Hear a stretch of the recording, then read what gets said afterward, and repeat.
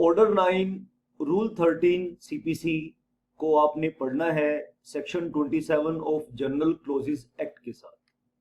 Supreme court की latest judgment जो एक दिन पहले ही आई है, सुप्रीम कोर्ट की लेटेस्ट जजमेंट के थ्रू हम इन लीगल प्रोविजंस का एनालिसिस करेंगे। सुप्रीम कोर्ट ने अपनी जजमेंट में क्या कहा है उसका इंटरप्रिटेशन मैं आपके लिए करूंगा। दोस्तों, मेरा नाम एलके सोनी है। मैं हर रोज सुप्रीम कोर्ट की लेटेस्ट लैंडमार्क जजमेंट्स के ऊपर वीडियोस आपके लिए लेकर आता हूं। अगर आप मेरे साथ एसोसिएट होंगे, मेरे साथ जुड़ेंगे, तो मैं आपकी नॉलेज को अप टू डेट रखूंगा। आइए दोस्तों, शुरू करते हैं। ऑर्डर 9 रूल 13 क्या है? देखिए, अगर किसी डिफेंडेंट को कोर्ट का सम्मन सर्व हो चुका है, सिचुएशन को कंटेम्पलेट करो। डिफेंडेंट को, मान लीजिए आप डिफेंडेंट हैं किसी सिविल मैटर में, आपके ऊपर कोर्ट का सम्मन आ चुका है और आप हियरिंग में उस सम्मन को रिस्पॉन्ड नहीं करते हैं, प्रेजेंट नहीं होते हैं, तो आपके साथ क्या हो सकता है? आपके अगेंस्ट एक्स पार्टी डिक्री हो सकती है। ब्रीफली कंसेप्ट बता रहा हूं, ज्यादा डिटेल में मैं जजमेंट के साथ थोड़ा सा डिटेल में जाऊंगा। और अगर आपको इस टॉपिक के ऊपर फर्दर वीडियोस देखने हैं तो चैनल को सब्सक्राइब आप कर लीजिए, टाइमली नोटिफिकेशंस आपको मिलते रहेंगे।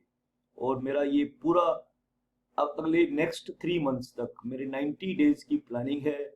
हर रोज सुप्रीम कोर्ट की लेटेस्ट जजमेंट आपके लिए लेकर आऊंगा। तो दोस्तों, पहले ब्रीफली कंसेप्ट सुन लीजिए। अगर एक्स पार्टी डिक्री हो गई है, अब क्या इलाज है अब क्या इसकी रेमेडी है डिफेंडेंट के लिए? एक्स पार्टी डिक्री आ गई, सम्मन उसके ऊपर आए, उसने सीरियसली नहीं लिया, नहीं कोई एक्शन लिया, उसने डिफेंड नहीं किया खुद को उस मैटर में, एक्स पार्टी डिक्री आ गई। अब एक्स पार्टी डिक्री को सेट असाइड अगर करना है तो उसके लिए प्रोविजन है ऑर्डर 9 रूल 13। लेकिन सुप्रीम कोर्ट ने लेटेस्ट जजमेंट में, केस का पूरा डिस्क्रिप्शन आपको दूंगा, स्क्रीन शॉट ले सकते हैं आप, और नोट करना चाहे लेक्चर पॉज करके नोट भी कर सकते हैं। सुप्रीम कोर्ट ने क्या कहा कि भाई ऑर्डर 9 रूल 13 का बेनिफिट उसको मिलेगा जिसने सम्मन एटलीस्ट रिसीव तो किया। एक डिफेंडेंट जिसने सम्मन को लेने से ही मना कर दिया, रिफ्यूज कर दिया, उसको ऑर्डर 9 रूल 13 का बेनिफिट नहीं मिलेगा। सुप्रीम कोर्ट ने हाई कोर्ट के डिसीजन को सेट असाइड कर दिया। ठीक है, आइए एक बारी कंसेप्ट का ब्रीफली हेडिंग में आपको बता रहा हूं। Supreme court holds defendant who refuse summons not entitled, entitled का मतलब है हकदार होना, और नॉट एंटाइटल्ड का मतलब हकदार नहीं है, not entitled to seek setting aside of ex parte decree.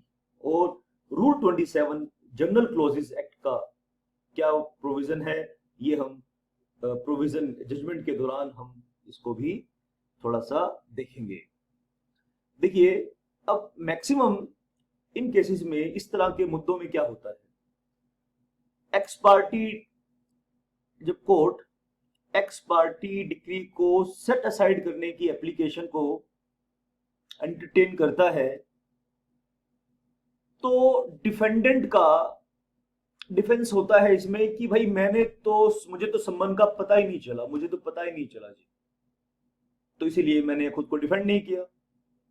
लेकिन सर्विंग ऑफिसर जो सम्मन को सर्व कर रहा है, अगर उसने ये एक्नॉलेजमेंट दिया है कोर्ट को कि उसने तो लेने से ही मना कर दिया, सुप्रीम कोर्ट ने कहा नहीं भाई, ऐसे केस में ऑर्डर 9 रूल 13 का बेनिफिट आपको हम नहीं देंगे। आइए, supreme court has set aside, थोड़ा क्रक्स बता रहा हूं मैं, अगर लॉन्ग पूरी जजमेंट चाहिए तो भी आप बताना, मैं इसका आपको व्हाट्सएप कर दूंगा, मेरा व्हाट्सएप नंबर आपको डिस्क्रिप्शन में मिल जाएगा, फिर भी आप नोट करना चाहते हैं नोट कर लीजिए।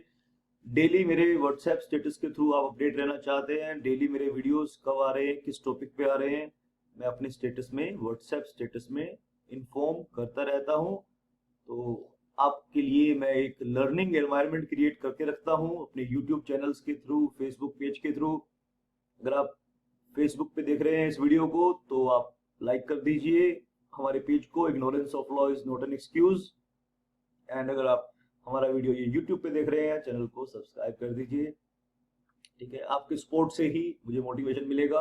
आप अगर कमेंट करते हैं किस टॉपिक के ऊपर आपको वीडियो चाहिए, लाइक करते हैं, आप शेयर करते हैं अपने दोस्तों के साथ, अपने व्हाट्सएप ग्रुप्स में, तो उससे मुझे भी मोटिवेशन मिलता है और जज्बा मिलता है कि मैं और अच्छे से कंसेप्ट क्लैरिटी आपके लिए लेके आऊँ।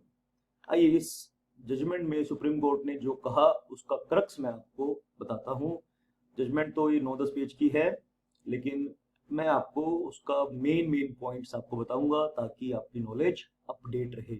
अगर आप डेली 10 से 15-20 मिनट मेरे को देंगे, ड्राइव करते करते जब आप थक जाते हैं तब आप सुन सकते हैं, आपकी नॉलेज को मैं अपडेट रखूंगा, रिसेंट जजमेंट्स के को आपको बताता रहूंगा कि क्या क्या हो रहा है हमारे लीगल वर्ल्ड में। Supreme court has set aside a judgment of the high court which had allowed the setting aside of the ex parte decree. यानी ट्रायल कोर्ट ने एक्स पार्टी डिक्री के जब एप्लीकेशन आई सेट असाइड करने की, उसकी appeal को entertain नहीं किया। हाई कोर्ट में अपील हुई, हाई कोर्ट ने अलाउ कर दिया। हाई कोर्ट ने कहा कि सेट असाइड कर दो। इतनी भी बड़ी बात नहीं हुई है कि उसने सम्मन लेने से सम्मन रिसीव करने से रिफ्यूज किया है, तो इतनी भी बड़ी बात नहीं है, आप सेट असाइड कर दो। हाई कोर्ट के डिसीजन के अगेंस्ट अपील हुई सुप्रीम कोर्ट में। In this case defendant had refuse to accept the summons. बात को यहाँ फोकस कीजिए कि डिफेंडेंट का फोकस कीजिए कि डिफेंडेंट ने किया क्या था। In this case defendant had refuse to accept the summons issued in the suit after the suit was decreed ex parte. Ex parte decree मतलब decree in the absence of defendant, जहां ने defendant जिस decree में, जिस judicial proceeding में defendant ने खुद को डिफेंड नहीं किया, यानी कोर्ट था और प्लेंटिफ था, प्लेंटिफ ने जो केस प्रेजेंट किया, कोर्ट ने उसकी बात को सच मान के डिक्री सुना दी। ऐसी डिक्री को कहते हैं एक्स पार्टी डिक्री। तो सिविल मैटर के अंदर अगर सम्मन आपके पास आ जाए तो सम्मन के ऊपर इनिशिएटिव लेना चाहिए और अपनी बात, अपने आप को डिफेंड करना चाहिए। अब डिक्री होल्डर के पास अगला स्टेप होता है एग्जीक्यूशन प्रोसीडिंग इनिशिएट करना। मतलब जो डिक्री में ऑर्डर हुआ है अब उसको मेटेरियलाइज करेंगे। यानी जैसे मान लीजिए कोई प्रॉपर्टी अटैच होनी है तो उस प्रॉपर्टी को अब अटैच किया जाएगा, डिस्पोज ऑफ किया जाएगा। The defendant duly acknowledged the receipt of auction notice with respect to the suit property। देखो पहले तो अक्ल आई नहीं उसे, जब ओरिजिनल सूट का जो सम्मन तो उसने रिसीव किया नहीं। अब जब उसको ऑक्शन का नोटिस मिला, यानी ये प्रॉपर्टी की नीलामी होगी, उसका नोटिस मिला, तो उसने उस नोटिस को एक्नॉलेज कर लिया। ध्यान से इस बात को नोट रखना कि उसने ऑक्शन नोटिस को एक्नॉलेज कर लिया। ठीक है, इसको मैं अंडरलाइन कर देता हूं। Defendant duly acknowledged the receipt of auction notice with respect to the suit property. It was only after the auction was so undertaken that he preferred application under order 9 rule 13। जब property की auction का time आ गया तो उसने order 9 rule 13 का application file की। आगे कहानी को सुनते हैं कि आगे क्या हुआ, सुनिए। दो the trial court rejected the application. Trial court ने कहा कि अब पछताए होत क्या, जब चिड़िया चुग गई खेत, अब तो भाई तेरी प्रॉपर्टी की नीलामी हो रही है, अब क्या करने आया है। दो the trial court rejected the application, the high court allowed the same in appeal. High court ने ट्रायल कोर्ट के इस फैसले के अगेंस्ट जाके अपील अलाउ कर दी और कहा कि इस डिक्री को सेट असाइड करो। Though the High Court observed that the defendant was not vigilant as he ought to have been, भाई जितना विजिलेंट, जितना जागरूक डिफेंडेंट को इस मामले में होना चाहिए था, आपको भाई इतना ignorantia juris non excusat, ignorance of law is not an excuse. आपको पता था कि सम्मन का सपोर्ट सम्मन है तो उसको सीरियसली आपको डील करना चाहिए था, खुद को डिफेंड करना चाहिए था। It added that the High Court said that inconvenience caused to the plaintiff on account of the absence of the appellant may be compensated by awarding appropriate cost। भाई जो प्लेंटिफ को असुविधा हुई है, जो एप्लीकेंट को असुविधा हुई है, जो एप्लीकेंट को खर्चा हुआ है, वो रिस्टोर करके उसको कंपनसेट किया जाए। प्लेंटिफ को, जो डिफेंडेंट है वो प्लेंटिफ को कंपनसेट करेगा। और हाई कोर्ट ने कहा कि एक्स पार्टी डिग्री को सेट असाइड कर दो। अब उस हाई कोर्ट के डिसीजन के अगेंस्ट सुप्रीम कोर्ट में अपील होती है। अब आप आगे की कहानी सुनिए। Aggrieved with the high court restoring the suit, the plaintiff approach to the supreme court. Plaintiff चले जाते हैं सुप्रीम कोर्ट में। केस का पूरा डिस्क्रिप्शन मैं वापिस एक बारी आपको बता दूंगा, आप इसको सर्च करेंगे तो आपको ये जजमेंट मिल जाएगी। एट द सुप्रीम कोर्ट अगर आपको चाहिए, लेकिन क्रक्स तो मैंने सारा बता ही दिया है कि एक्चुअली हुआ क्या था उसके अंदर। अगर फिर भी आपको डिटेल्ड इस एक्स पार्टी डिग्री के ऊपर मेरे साथ डिटेल्ड में लाइव सेशन कंडक्ट करना है तो मैंने अपना फोन नंबर आपको शुरू में बताया था, डिस्क्रिप्शन में भी डाल दूंगा। वहां पे आप ऑनलाइन सेशन बुक करके मेरे साथ कंसल्टेंसी कर सकते हैं, गाइडेंस ले सकते हैं। A bench comprising Justice Uday Umesh Lalit and S. Ravindra Bhatt noted that Sub Rule 5, Order 5, Rule 9, ठीक है, Sub Rule 5 of Order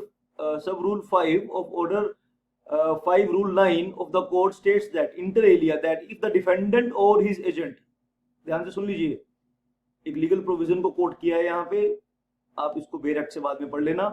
If the defendant or his agent had refused to take delivery of the postal article containing the summons, court issuing the summons shall declare that summon had duly served on the defendant। अगर defendant ने सम्मन receive करने से refuse किया है, सम्मन receive उसने नहीं किया, तो उसको ड्यूली सर्व्ड मान लिया जाएगा। ठीक है, मान लिया जाएगा। और यानी अगर सम्मन सर्विस अगर मान ली गई है तो फिर प्रोसीडिंग आगे बढ़ेगी और बढ़ेगी तो फिर एक्स पार्टी डिग्री आएगी। तो फिर उस एक्स पार्टी डिग्री का कंसेप्ट बनाया ही क्यों था? हाई कोर्ट ने उसको फिर भी सेट असाइड किया।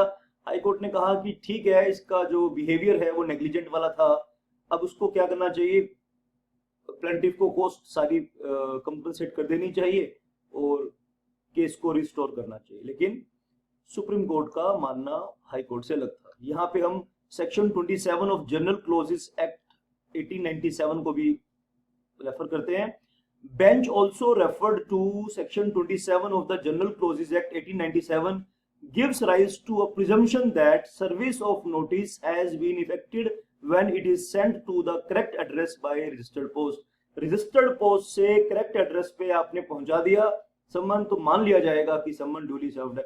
बट एकेडमिकली भी बहुत इंपॉर्टेंट कंसेप्ट बता रहा हूं आपको, और प्रैक्टिकल पॉइंट ऑफ व्यू से, प्रैक्टिस अगर आप करते हैं, एडवोकेट हैं, तो भी आपको ये वाले सेक्शन बहुत काम आएंगे जो प्रोविजन मैंने यहाँ बताया और जो पिछली स्लाइड में बताया।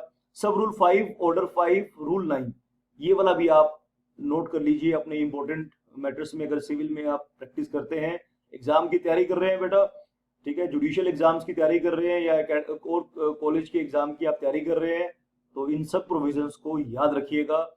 देखो, क्या आप किसी ऐसे डॉक्टर के पास इलाज करवाने जाओगे जो ये कहता हो कि मुझे दवाइयों के नाम याद नहीं रहते? आप बताओ। तो क्या आप अपना केस किसी ऐसे लीगल प्रोफेशनल्स को दूंगा जिसके पास लीगल प्रोविजंस पे कमांड नहीं है? तो सेक्शंस प्रोविजंस लर्न करने में बहुत सारे लोग हेजिटेंट होते हैं, रिलक्टेंट होते हैं। ठीक है, आप जब तक इन सेक्शंस को अपने से जुदा समझोगे, अलग समझोगे, हमेशा इन्हें लर्न करने में स्ट्रगल करेंगे। अरे ये सेक्शंस नहीं है, ये आपके लिए, तो ये तो आपके लिए खजाना है, हीरे मोती है, ये आपका ही हिस्सा है। जब तक आप लीगल प्रोविजन को, अपने कंटेंट को, अपने औजार को अपना ही हिस्सा मानेंगे, तब आप देखना पढ़ने का और प्रैक्टिस करने का कितना मजा आएगा आपको। चलिए आगे बढ़ेंगे। Court therefore held that defendant was not vigilant in the light of the features indicated above and the fact that auction was allowed to be undertaken। अब तो बात बहुत आगे बढ़ चुकी है भाई। देखो एक्स पार्टी डिक्री आ गई, एग्जीक्यूशन प्रोसीडिंग कंप्लीट हो गई, ऑक्शन सेल कंप्लीट हो गई। Respondent number 1 was disentitled from claiming any relief as prayed for। Further, after completion of the proceeding in auction, sale certificate was also issued in the favor of appellant। The court observed, court set aside High Court's judgment which allowed the application under Order 9 Rule 13 of the CPC। यानी supreme court ने high court के decision को set aside कर दिया। Case का पूरा reference note कर लीजिए, मेरा टेलीफोन नंबर नोट कर लीजिए। मैं आपकी लीगल मैटर्स में, लर्निंग प्रोसेस में, जुडिशियल एग्जाम्स में, कॉलेज के एग्जाम्स में बहुत बहुत हेल्प कर सकता हूं। आपको सिर्फ इस नंबर को अपने फोन में सेव करना है और मुझे एक छोटा सा व्हाट्सएप करना है। मैं भी आपका नंबर अपने फोन में सेव कर लूंगा और उसके बाद किसी अपडेट को आप मिस नहीं करेंगे।